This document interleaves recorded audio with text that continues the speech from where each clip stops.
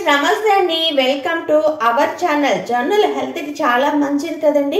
ముఖ్యంగా ఈ వేసవకాలంలో బాడీని వేడి తగ్గించి చాలా కూల్ చేస్తుంది కదా. అంతేకాదు మన జొన్న దోశలు చేసుకోవాలి అనుకోండి, జొన్నలు అనేవి కనీసం 8 to 10 అవర్స్ అయితే నానబెడితే కానీ జొన్న దోశల ప్రిపరేషన్ స్టార్ట్ చేయడం అనేది కుదరదు. అలా కాకుండా తక్కువ టైంలోనే జస్ట్ 4 అవర్స్ లోనే జొన్న దోశల పిండిని ఎలా తయారు చేసుకోవచ్చు. అంతేకాదు ఫ్రెండ్స్, నార్మల్ దోశలాగా జొన్న దోశలు వేసుకుంటే రావండి. ఎలా వేసుకుంటే జొన్న దోశలు అనేవి పర్ఫెక్ట్ గా వస్తాయి, అవి ఎలా ప్రిపేర్ చేసుకోవాలి అన్నది ఈ వీడియోలో మీతో షేర్ చేసుకుంటున్నాను ఫ్రెండ్స్.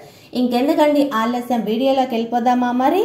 ముందుగా ఒక బౌల్ తీసుకొని దానిలోకి 1 గ్లాస్ మినప్పప్పును వేసుకుంటున్నానండి. ఈ మినప్పప్పుని శుభ్రంగా మంచి నీళ్లతోని 2-3 సార్లు కడుక్కొని ఈ మినప్పప్పు మునిగే అంతవరకు నీళ్లు పోసుకొని మూత పెట్టుకొని 4 గంటలు నానబెట్టుకోవాలండి. ఇలా మినపప్పు నానబెట్టుకున్నాం కదా, ఇది 1 గంటలో రుబ్బుకుంటాము. అనగా ఒక బౌల్ తీసుకొని దానిలోకి ఏ కప్పుతో మినప్పప్పు తీసుకున్నామో అదే కప్పుతోని 1/2 కప్పు మందపాటి అటుకులను కూడా తీసుకొని శుభ్రంగా కడుక్కొని ఇవి అటుకులన్నవి మునిగే అంతవరకు నీళ్లు పోసుకొని మూత పెట్టుకొని 1 గంట నానబెట్టుకోవాలండి. ఇలా నానబెట్టుకున్న తర్వాత 1 గంట తర్వాత ఒక మిక్సీ జార్ తీసుకొని దానిలోకి ఇలా నానబెట్టుకున్న అటుకులను యాడ్ చేసుకోవాలండి. తర్వాత మనం నానబెట్టుకున్నటువంటి మినపప్పును కూడా యాడ్ చేసుకొని కొంచెం కొంచెం వాటర్ అన్నది యాడ్ చేసుకుంటూ, ఇక్కడ నేను వాటర్ అన్నది కూలింగ్ వాటర్ యూస్ చేశానండి. గ్రైండర్లో రుబ్బే వాళ్ళైతే నార్మల్ వాటర్ను యూస్ చేసుకోవచ్చు. ఇలా మిక్సీలో రుబ్బే వాళ్ళైతే కూలింగ్ వాటర్ యూస్ చేసుకుంటే మిక్సీ అన్నది వేడెక్కకుండా పిండి కూడా చాలా ఎక్కువగా వస్తుందండి. ఇలా వాటర్ను కూడా యాడ్ చేసుకున్న తర్వాత చక్కగా మీరు ఎంత ఫైన్ పేస్ట్గా చేసుకోగలరో అంత ఫైన్ పేస్ట్గా చేసుకోండి. నేను ఇలా ఫైన్ పేస్ట్గా చేసుకున్నది ఇక్కడ చూపిస్తున్నాను చూడండి, ఎంత చక్కగా ఫైన్ పేస్ట్గా చేసుకున్నానో. ఇలా చేసుకున్నదైతే నేనైతే ఒక బౌల్లోకి ట్రాన్స్ఫర్ చేసుకుంటున్నానండి.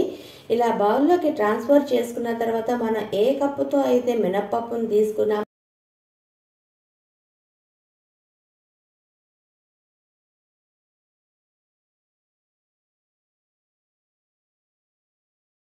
ఇలా 3 కప్పుల జొన్న పిండిని తీసుకున్నాం కదండి. ఇలా తీసుకున్న పిండిని మినప్పప్పు 2 చక్కగా కలిసేటట్టు చేత్తోనే క్లాక్ వైజ్ గా తిప్పుకోవాలి ఫ్రెండ్స్. ఎలా పడితే అలా కలుపుకోవద్దు. అలా కలుపుకున్నారనుకోండి పిండి అన్నది పులయబెట్టాలి. పులయబెట్టేటప్పుడు అయితే దీంట్లోకి ఎయిర్ బబుల్స్ అన్నవి సరిగ్గా రావు. అంతేకాదు దోశలు అనేవి కూడా అంత పర్ఫెక్ట్ గా రావన్నమాట.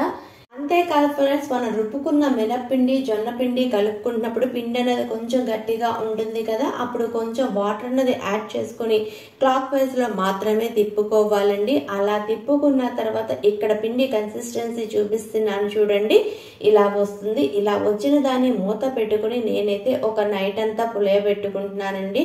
లేదు అనుకోండి 6 to 7 అవర్స్ అయినా పిండిని పులయబెట్టుకుంటే సరిపోతుంది. ఇలా పిండి అన్నది పులయబెట్టుకున్న తర్వాత నేను చూపిస్తున్నాను చూడండి, ఎంత చక్కగా పులిసిందో కదా. ఇలా పులిసిన పిండిని గరిటెతోనే 1-2 నిమిషాలు చక్కగా కలుపుకోవాలండి. అది కూడా క్లాక్ వైజ్ లోనే కలుపుకోవాలి ఫ్రెండ్స్. ఇలా 2 నిమిషాల తర్వాత మీకు ఎంత పిండి కావాలో అంత పిండిని ఒక బౌల్లోకి తీసుకొని రుచికి సరిపడా ఉప్పును వేసుకుని చక్కగా కలుపుకోవాలండి. అంతేకాదు ఫ్రెండ్స్, ఇక్కడ దోశల పిండి కన్సిస్టెన్సీ అన్నది నార్మల్ దోశల పిండి కన్సిస్టెన్సీ ఎలా ఉంటుందో అలాగే వస్తే సరిపోతుందండి. నాకైతే కొంచెం వాటర్ పడింది, వాటర్ కూడా యాడ్ చేసుకుని చక్కగా కలుపుకుంటున్నాను. ఇలా కలుపుకున్న దోశల పిండిని పక్కన పెట్టుకుందాము. తర్వాత పొయ్యి వెలిగించి ప్యాన్ పెట్టుకొని ప్యాన్ అన్నది హై ఫ్లేమ్ లో మాత్రమే వేడి చేసుకోవాలండి. అంతేకాదు ఫ్రెండ్స్, ప్యాన్ అన్నది చక్కగా వేడెక్కిన తర్వాత ఫ్లేమ్ అన్నది మీడియం ఫ్లేమ్ లోనే పెట్టుకొని దోశలు వేసుకోవాలండి.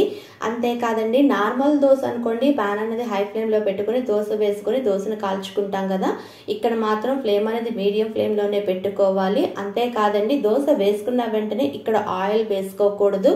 దోశ మీద కొంచెం పిండి పిండిగా ఉంటుంది కదా, ఇలా పిండి పిండిగా అంతా లేకుండా నార్మల్ గా వచ్చిన తర్వాత మాత్రమే ఆయిల్ వేసుకోవాలండి. ఇలా ఆయిల్ వేసుకున్న తర్వాత 1 నిమిషం అయిన తర్వాత దోశ అనేది ఫ్లిప్ చేసుకోవాలి.